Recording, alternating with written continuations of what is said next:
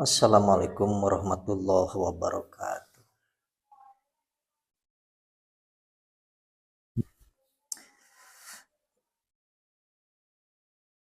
Selamat berjumpa lagi di channel YouTube Kang Haji Solihin. Saya akan menyoroti dan membahas masalah di keterangan karena ada seseorang termasuk seorang tokoh ya, pemuka agama di salah satu, karena bidang-bidang keagamaan itu banyak. Jadi seorang ahli toriko, ahli hakikat. Tapi ini beliau mengaku memahami lah urusan hakikat.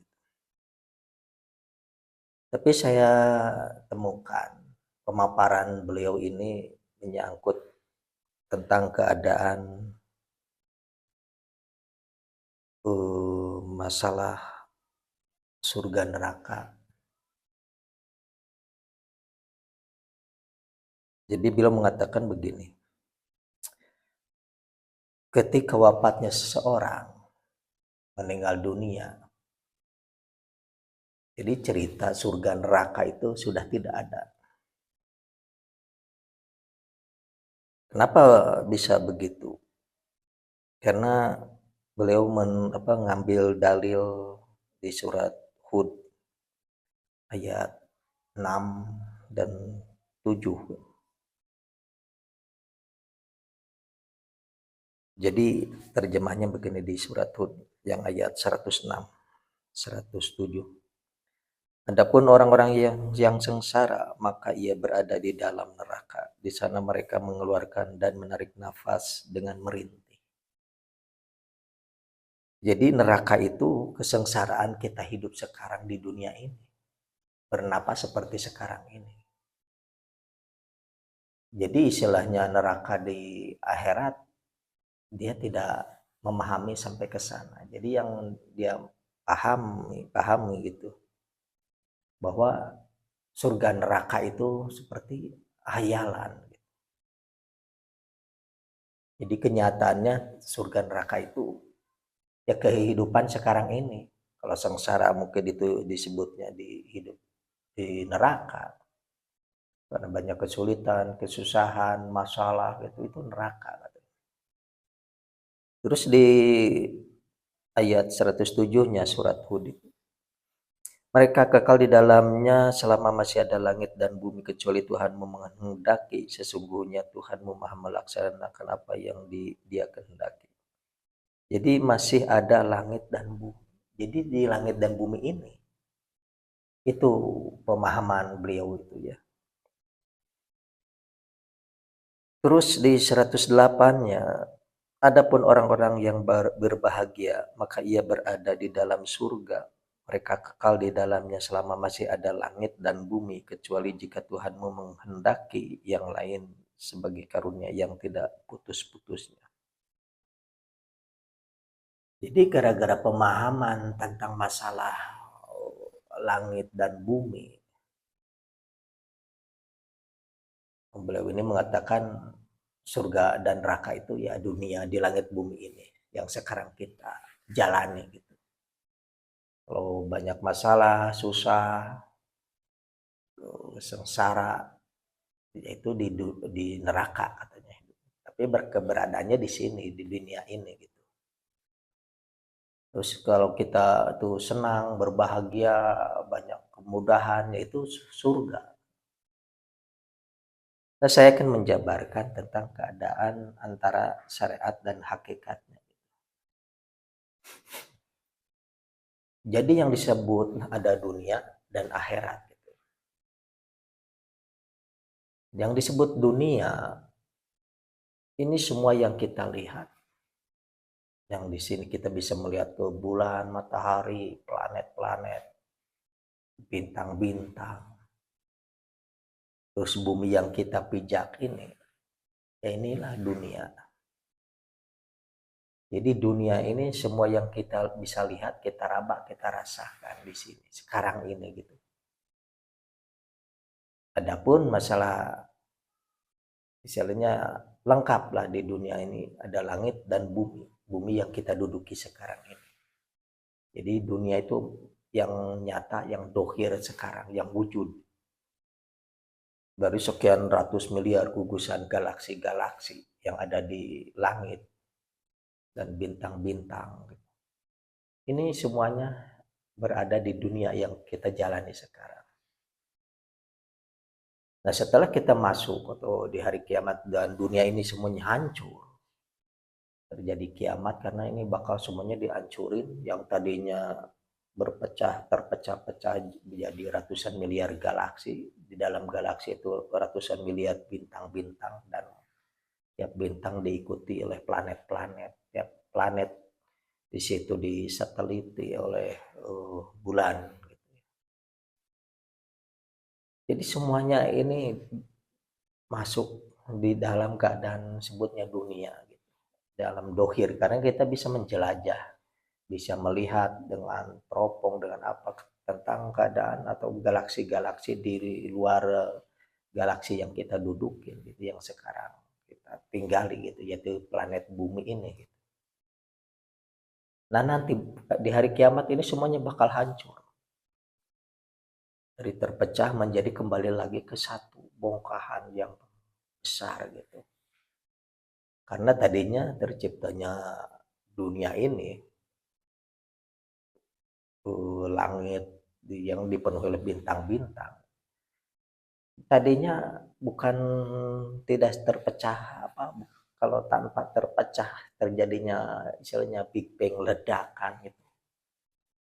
Itu cuma satu bongkahan yang sangat besar kumpul dari situ, kemudian terjadi ledakan, akhirnya serpihan-serpihannya itu dalam ukurannya bintang tuh beda-beda gitu, yang ada yang besar, ada yang kecil, ada sampai yang ribuan kali lipat besarnya ukuran dari bintang tata surya kita. Istilahnya memang enggak rata gitu karena terjadi ledakan. Ya ada serpihan kecil, ada yang besar. Nah itulah dari kun. Jadi kata-kata dari Allah langsung kun, dus, ledakan terjadi, terciptalah gugusan bintang-bintang, gugusan galaksi-galaksi di dunia ini. Nah nanti hari kiamat ini semuanya akan kembali lagi, hancur lagi. Karena terpisahnya karena ya pada saling ada gaya tarik gitu ya, gratifikasi semuanya. Karena di sini ada ruang hampa, terus ada tekanan-tekanan gas. Di tiap planet itu setiap ini ada gitu. Komponen dari oksigen sampai neon helium gitu. Ruang hampa. Kandungannya gas-gas itu. Disebutnya itu langit gitu. Jadi semua ya ratusan miliar galaksi ini berada di ruang kosong. Tapi nanti bakal disatukan lagi di hari kiamat itu. Langit digulung gitu. Jadi gas-gasnya di cuma satu macam. Kalau sekarang berbeda-beda, jadi berbeda-beda gaya tariknya. Nah nanti gas-gas ini hilang di muka bumi atau di dunia ini. Karena menurut penelitian bahwa lapisan ozon yang melindungi kita gitu sebagai ultraviolet dari sinar matahari ini makin lama makin menipis. Kalau sudah menipis, kalau apalagi hilang, ini sorot matahari itu bisa langsung masuk ke bumi, ya bisa membakar kehidupan di bumi ini. Diperkirakan bahwa itu usianya sampai 50 tahun ke depan gitu. Lapisan ozon ini habis, jadi sinar matahari itu langsung ternyengat gitu. Makanya di beberapa daerah di negara luar gitu.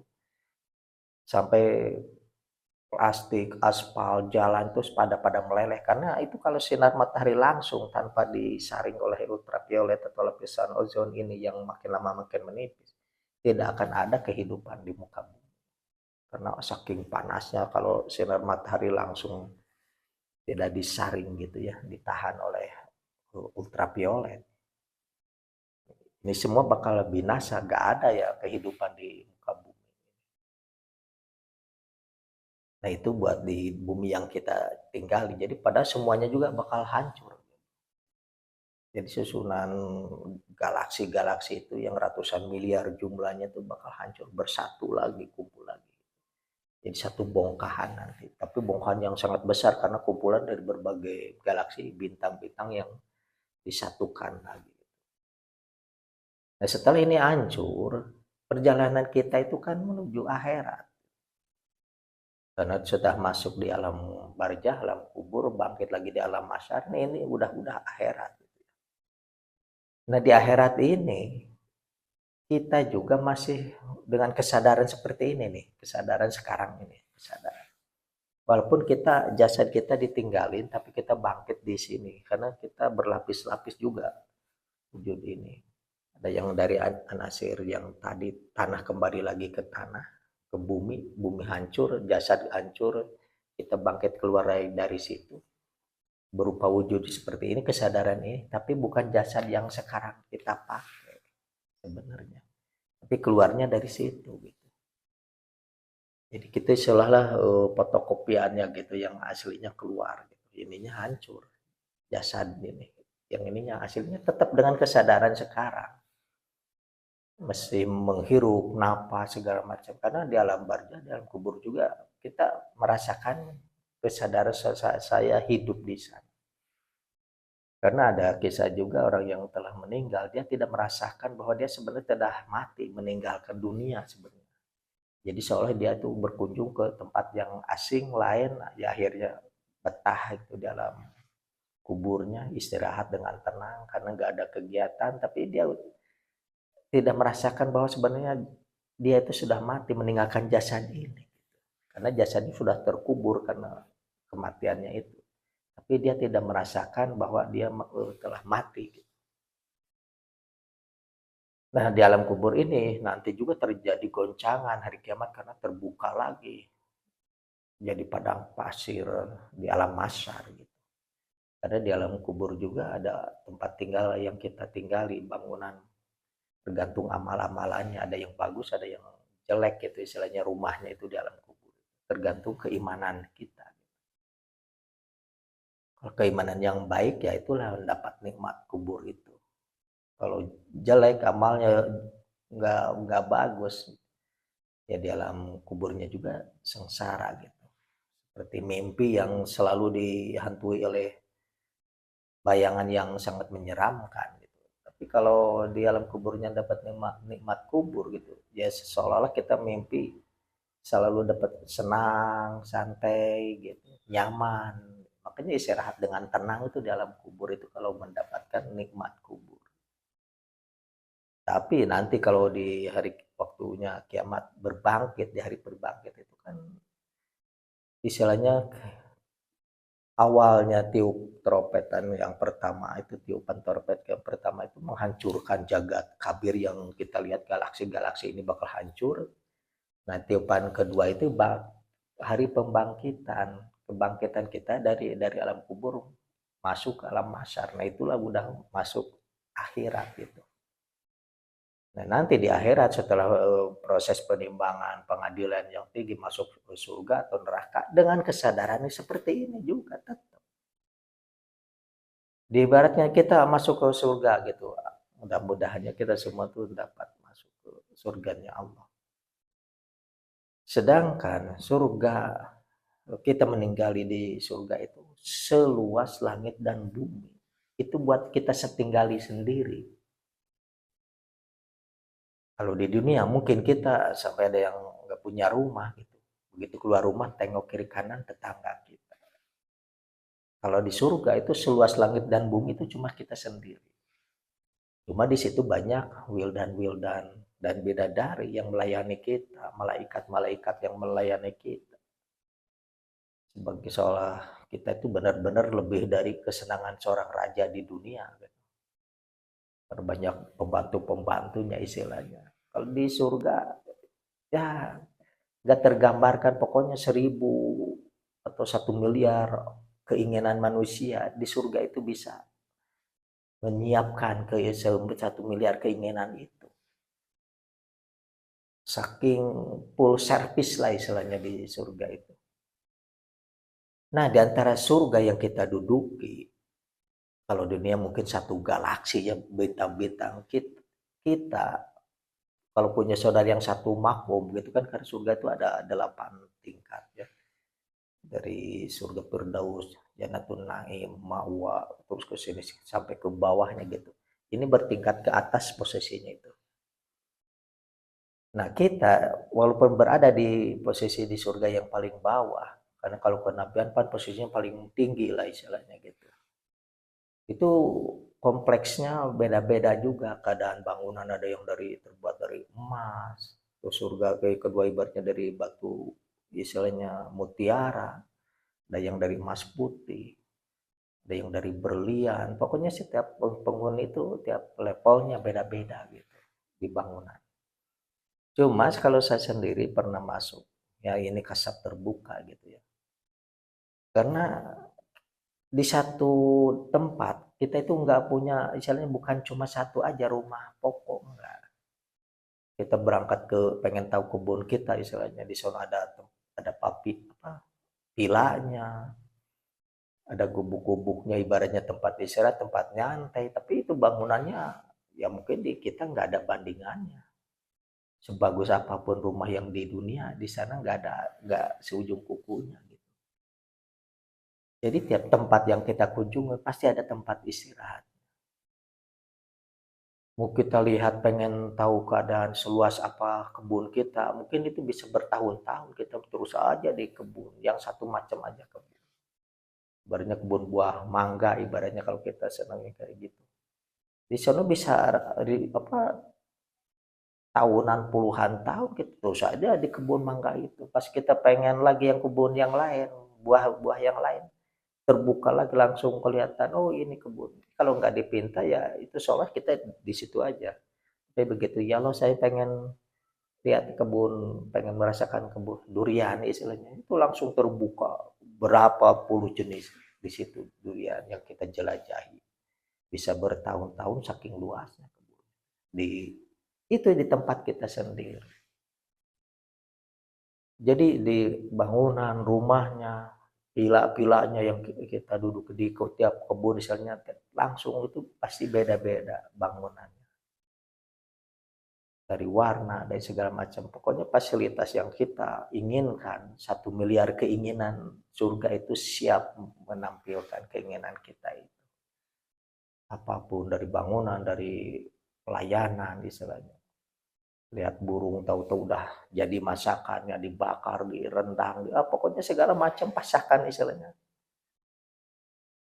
Semuanya kenikmatan, pokoknya tidak terucap oleh lisan, tidak terpikirkan oleh pikiran dengan angan-angan, saking begitu kita mau ada keinginan melihat aja.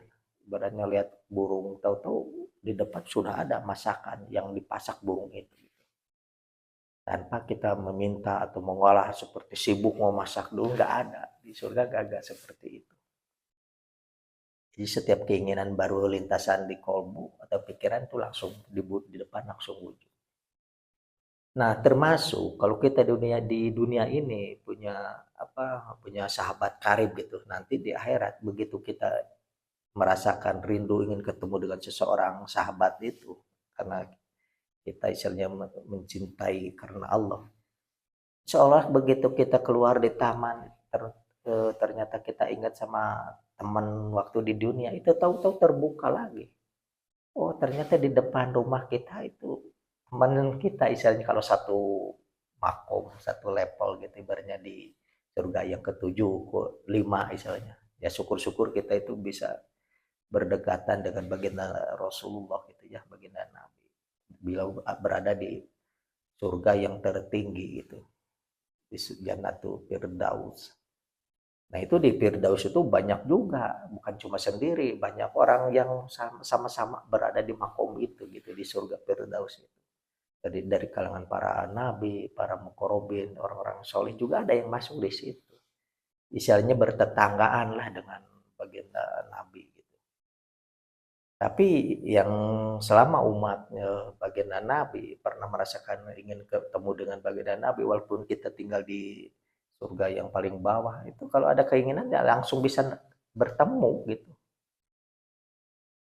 langsung terbuka aja. Jadi karena istilahnya di langit walaupun seolah itu antara satu langit tingkat satu ke dua itu jaraknya antara langit dan bumi lagi gitu. Seolah kita itu menuju ke galaksi di luar angkasa seolah ke surga yang di atas kita itu jaraknya. Tapi begitu keinginan dari penduduk orang apa surga yang ke-8 pengen ketemu dengan yang di surga paling tinggi yang pertama itu sekonyong-konyong terbuka aja langsung seperti tetanggaan sudah terbuka di depan kita. Karena kalau di surga itu bukan antara jarak gitu ya. Kita harus menjelajah dulu punya saudara yang di Sumatera harus naik kendaraan berjam berhari-hari malahan gitu. Kalau di surga enggak gitu walaupun jaraknya beda itu antar alam. Begitu kita pengen ketemu dengan izin Allah, Allah sendiri meridhoi kita untuk menemui orang yang isinya dicintai atau jadi sahabat selama di dunia. Pada itu makomnya surganya beda ibaratnya antara surga 5 ke 1. Itu sekonyong-konyong ya udah langsung terbuka. Jadi soalnya ada di depan rumah kita atau di tempat halaman kita. Padahal kalau kita pengen tahu di depan kita atau ada apa aja, bisa jadi kebun bunga istilahnya, bisa jadi apa sekelilingnya kebun buah-buahan. Pokoknya apa yang kita rasa ingin tidak harus jalan kaki, tidak seperti itu. Jadi tahu-tahu kita menjelajah segala macam itu di depan kita aja, sudah dekat gitu. Termasuk nanti para penghuni di surga pengen melihat Allah itu seperti kita melihat ke langit lagi gitu. Jadi melihat tahu-tahu terbuka nih di atas wajah Allah itu yang berupa nur itu. Jadi seolah kita melihat ke langit, melihat matahari kalau di dunia ini digambarkan, melihat itu yang tadinya nggak ada bisa langsung muncul gitu. Langit terbuka, melihat nampaklah wajah Allah yang berupa nur itu. Nah di surga terangnya bukan terang karena adanya matahari seperti di dunia. Langit dan bumi ya ada gitu. Jadi kalau langitnya itu seorang ruang hampanya gitu. Ya, jadi buminya mana yang kita duduki di surga itu yang kita duduki kita tinggali yaitu buminya gitu. Tapi kita tidak melihat di atas itu ada bintang-bintang seperti di dunia ini. Yang ada cuma terang aja gitu. Seperti melihat ke cahaya aja gitu. Jadi terangnya terang yang bukan bikin apa yang terik bikin panas tidak. Jadi sejuk aja walaupun keadaannya terangnya suasana cukup sejuk gitu. Karena bukan oleh matahari gitu. Matahari yang sekarang kita lihat di dunia ini bukan panasnya itu. Dan itu dari cahaya gitu, terangnya oleh nur gitu. Kalau dari cahaya matahari ya itu kan dari ledakan miliaran kawah gitu ya, atau yang cahayanya nyampe ke kita ya panas karena itu dari gelombang letupan kawah di matahari itu. Tadi di surga walaupun terang bukan oleh matahari itu, bukan. Jangankan di di akhirat nanti gitu. Di alam Jabarut juga kalau kita masuk ke alam khayangan itu di sana terang gitu. Keadaannya terang. Berarti kegiatannya nggak ada matinya gitu, nggak ada malam gitu. Nah di surga juga seperti itu gitu. Jadi nggak ada siang malam itu sudah tidak ada. Kalau siang malam itu adanya di bumi gitu, di dunia, bukan di buminya, di langit, bukan di akhirat bukan gitu. Jadi antara dunia setelah hancur, walaupun ada kalau di dunia ini ada langit, bumi, bintang-bintang, ada matahari gitu. Nah di akhirat nanti ada langit dan bumi, tapi terangnya bukan karena matahari gitu. Jadi pengertian bahwa yang disebut langit dan bumi, ya langit dan buminya nanti di akhirat, bukan langit bumi yang sekarang ini di dunia. Karena dunia bakal hancur, akhirat tetap langgeng. Gitu. Jadi akhiratnya alam gaib. Jadi dunia alam nyata, alam dohir. Kalau ini alam batin gitu. Jadi begitu pengertian masalah langit dan buminya ada di dunia, langit bumi di akhirat gitu. Jadi jangan sampai dengan keterangan ini seolah-olah ini kan sebut langit bumi ya sekarang ini mungkin ya. Surga neraka susah, kalau neraka itu kesusahan, kebingungan, hidup sengsara gitu, itu neraka katanya. Kalau kita bahagia, senang, itu surga yang sekarang bukan gitu. Karena kesenangan dan kebahagiaan di akhirat sama kesusahannya tuh lain tempat gitu. Kalau kita biasa kalau di dunia orang sengsara sama orang kampung barat masih bisa berhadapan satu ruangan. Kalau di akhirat tidak. Dan penghuni surga dia dapat kesenangan. Ada tetangganya yang di neraka kita tidak tahu yang sengsara karena akibat amalan-amalan buruk itu. Karena makomnya beda lagi, alamnya beda lagi. Tapi yaitu dia penghuni surga itu full service, dilayani segala macam. Begitu kita pengen ketemu dengan seseorang yang dunia itu berkawan istilahnya, tapi ternyata dia ahli neraka, itu tiba-tiba itu hijabnya terbuka juga, kita bisa lihat ternyata kawan kita tuh ada di neraka istilahnya. Karena itu antar alam gitu, bukan antara tempat gitu. Kalau keadaan di akhirat itu, jadi terbuka lagi. Kita bisa ngobrol dengan penghuni neraka. Ada sebenarnya kalau kita jelajahi mana neraka itu, karena memang beda alam gitu. Tapi Allah menampakkan gitu langsung seolah neraka itu ada di depan kita. Kita bisa ngobrol sama itu gitu, sama teman kita di dunia yang jadi ahli neraka istilahnya gitu. Ya sampai kita bisa seperti sekarang inilah, kita kenapa kamu bisa sampai di sana, kenapa gitu. Itu ada obrolan seperti itu antara kawan yang ahli surga dan ahli neraka itu. Jadi tidak ada misalnya permintaan yang tidak dipenuhi kalau di akhirat nanti itu. Kecuali permintaannya orang-orang ahli neraka, dia itu menyesal pengen kembali lagi ke bumi yang di dunia. Memang bumi dan dunianya sudah tidak ada. Jadi tidak bisa permintaan itu dikabulkan. Untuk peringanan juga tidak bisa. Misalnya mau keluar gitu kalau belum beres. Kecuali ada orang ahli surga yang memberikan hak syafaatnya, mendoakan, meminta kepada Allah untuk meringankan. Itu ada. Jadi ada hak syafaat dari orang muslim yang misalnya jadi ahli surga gitu. Itu ada. Tapi kalau yang orang di neraka tidak bisa. Walaupun di akhirat itu doanya bisa seciduk metu. Iya bisa kalau penduduk surga. Kalau di ahli neraka ya tidak. Karena itu dia menerima adab bendung, murka dari Allah gitu. Tapi murka dari Allah ini bukan karena kebencian, karena amal-amal kita yang jelek di dunia tidak, misalnya tidak menurut istilahnya gitu, diperingati malah ngeyel, malah membangkang, akhirnya itu karena kelakuan kita sendiri, bukan karena Allah benci sebenarnya. Jadi begitu bahasan masalah tentang langit dan bumi di dunia, langit dan bumi di akhirat itu ada dua perbedaan lah. Kalau di dunia langit dan buminya yang kita sekarang rasakan, kita hirup seperti ini, kesadaran gini, nanti di akhirat juga dengan kesadaran ini, cuma kita posisinya berada di akhirat, langit dan buminya di akhirat. Itu yang berbeda gitu ya. Mungkin dicukupkan sekian dulu bahasan ini. Kalau ada pertanyaan mungkin saya akan bahas lagi ya mengenai apa saja boleh kita bahas, kita sharing. Karena di urusan hakikat sebenarnya orang-orang tuh jangan membicarakan hakikat kalau dia sendiri belum mengalami terbukanya kasab.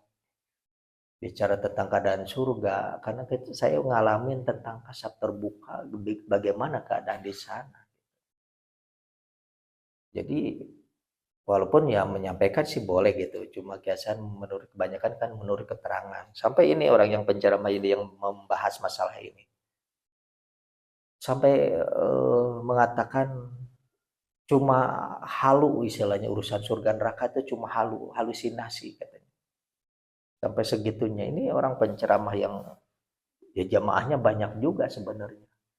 Karena dikatakan bahwa agama itu dengan harus dicermati dengan akal. Ya akal dia, pikiran dia gitu. Akhirnya mentok gitu. Oh, cuma hayalan doang surga neraka ini gitu. Karena dia seperti istilahnya ada pertanyaan. Kalau ada yang bilang surga neraka yakin, emang kamu katanya sudah ke sana gitu. Jadi dia berbaliknya begitu, apa bertanya kembali gitu. Emang kamu pernah ke sana katanya. Kalau ngomongin masalah surga neraka yakin kamu ada surga neraka, kapan kamu ke sana gitu. Itu pertanyaan dia gitu. Jadi seolah tidak percaya memang. Kecuali kalau orang-orang yang meyakini, kalau saya 1 juta% saya percaya ada surga dan neraka karena saya termasuk waktu kejadian kasab terbuka itu pengalaman rohani gitu. Jadi yang membicarakan masalah hakikat keadaan alam gaib ini harus orang yang benar-benar pernah ngalamin masuk ke sana. Kebanyakan kan menurut keterangan katanya, keterangan si ini, imam ini, dalilnya ini. Kalau saya enggak, saya menceritakan masalah surga, neraka, pengalaman bisa saya jabarkan karena saya ngalamin. Pernah masuk ke sana, ke dimensi itu. Yang tidak semua, mungkin dari 1 miliar 1 orang. Atau berapa orang yang terbuka kasab itu.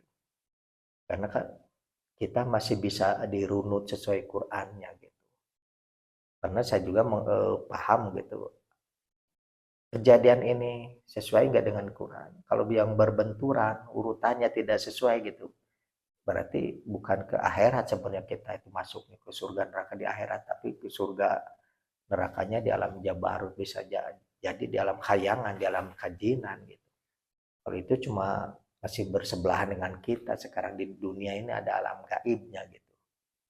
Yaitu bangsa jin gitu. Bangsa jin di situ ada juga para siluman gitu, manusia yang hidup di alam kajinan. Di situ ada surga nerakanya gitu. Kalau nerakanya itu kan istilahnya di pewayangan tuh candra di muka tempat penjara siksaan lah istilahnya gitu. Kawah candra di muka.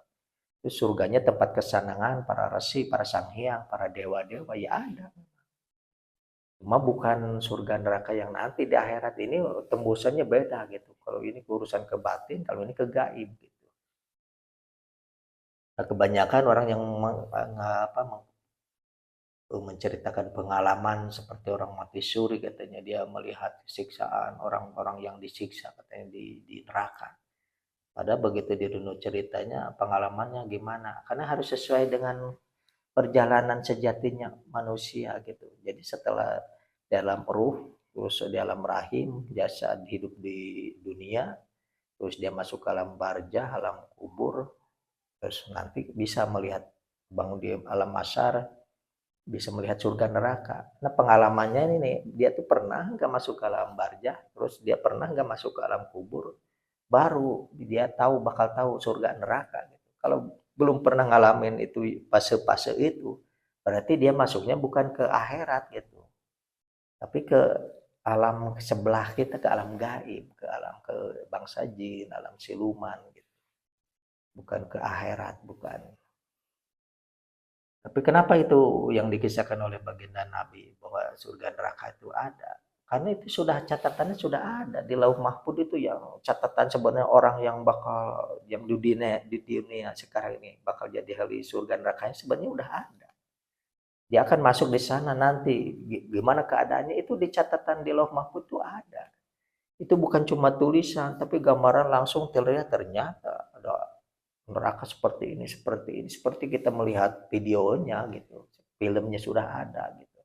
Padahal orangnya masih hidup di dunia, padahal lagi masih jalan-jalan, pada videonya dia kelak bakal jadi ahli neraka, istilahnya sudah ada videonya perjalanan. Kok ini orangnya masih hidup di dunia, kiai, tapi di sono kok dia ada di neraka istilahnya. Itu sudah ada gambaran dia bakal digodong, istilahnya masukin ke di nerakanya atau di surganya.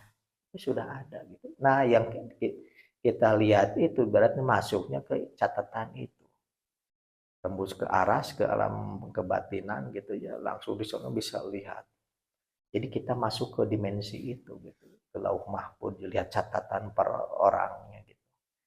Ada orangnya masih jalan-jalan di dunia, bisa jadi seorang yang miskin tapi di sana kok jadi kelihatan, misalnya jadi pembesar di surganya ya. Seperti baginda Nabi mengisahkan tentang perjalanan Uwais Al-Qarni gitu. Dia kan secara keadaan kan orang papa gitu yang nggak punya gitu. Tapi begitu lihat di catatan di surganya ternyata ini bakal calon pembesar. Akhirnya sahabat Umar itu disuruh meminta pengampunan untuk didoakan pengampunannya sahabat Umar oleh baginda Nabi langsung. Yang menitipkan pesan ke Umar gitu, kalau nanti ketemu dengan yang bernamanya Uwais Al-Qarni, kamu mintalah doa dan tolong bacakan istighfar gitu lah untuk sahabat Umar ini gitu. Karena baginda Nabi sudah tahu gitu. Padahal orangnya belum ketemu, cuma itu dari langit kabarkan ada penghuni pembesar, calon pembesar di surga katanya, namanya ini. Padahal orangnya ya belum pernah ketemu sama baginda Nabi. Jadi perjalanan itu sudah ada. Jadi kita masuk ke dimensi melihat ke lauh mahfuz istilahnya. Kita masuk, kita soalnya kita menjalani gitu. Kenapa kita bisa masuk menjalani? Karena fase-fasenya harus dijalani dulu. Jadi kita harus punya pengalaman rohani secara kasat terbuka masuk ke alam barzah, melihat keadaan penghuni barzah, terus kita masuk ke alam kubur, ngalamin sendiri kita seolah yang dikubur gimana gitu. Udah gitu baru kita bisa menceritakan urusan akhirat surga neraka gitu. Kalau tidak, misalnya belum mengalami masuk ke alam barzah, berarti kita masuknya yang diperlihatkan itu di alam khayangannya, di alam jabarut gitu, bukan di akhirat gitu. Gitu peringkasan pemaparan. Mungkin kalau belum ada yang jelas nanti kalau ada pertanyaan ya secara mendalam akan saya kupas lagi. Wabillahi taufiq wal hidayah. Wassalamualaikum warahmatullahi wabarakatuh.